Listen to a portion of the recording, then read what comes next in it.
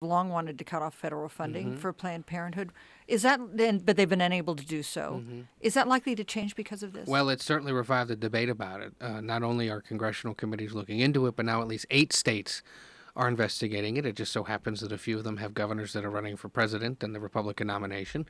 And you've had virtually I think just about all of the 16 candidates say, yes, this should be investigated. I mean, they get hundreds of millions of dollars every year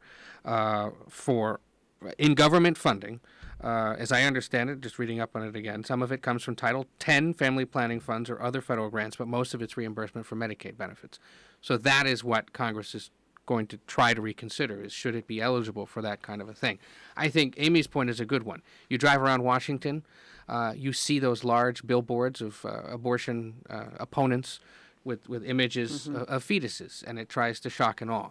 I think what this video helped abortion opponents do is take that to a much wider scale and try to shock and awe the rest of the country and remind them that this can be a very disturbing thing, and to hear people talk so crassly about it was to them disturbing. The White House defended Planned Parenthood. Hillary Clinton defended Planned Parenthood. And Nancy Pelosi, the Democratic leader in the House, called for a federal investigation into the group that made the sting video. Right. I mean, I guess they're looking at, did they have the right? I mean, and I don't recall where these happened, but various places have certain consent laws, so that could be a legitimate thing.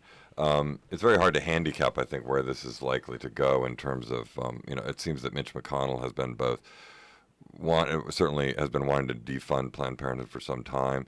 Whether this will be yet another thing that somehow or other goes onto this highway bill that seems to want to carry everything, and then what the fate of that will be is hard to predict. Right, Rand Paul is already trying to offer an amendment to do just that into the highway bill. And McConnell already this year has guaranteed that there will be a vote on what they call the pain-capable abortion ban, which House Republicans have pushed for several years. Remember, it was a controversy last year when House Republican women stepped in and we don't want to do this. Well, they did pass it again earlier this year in the House.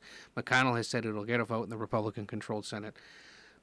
That might be the extent to which abortion politics advances on the floors of these chambers, but certainly it'll get talked about on the Hill.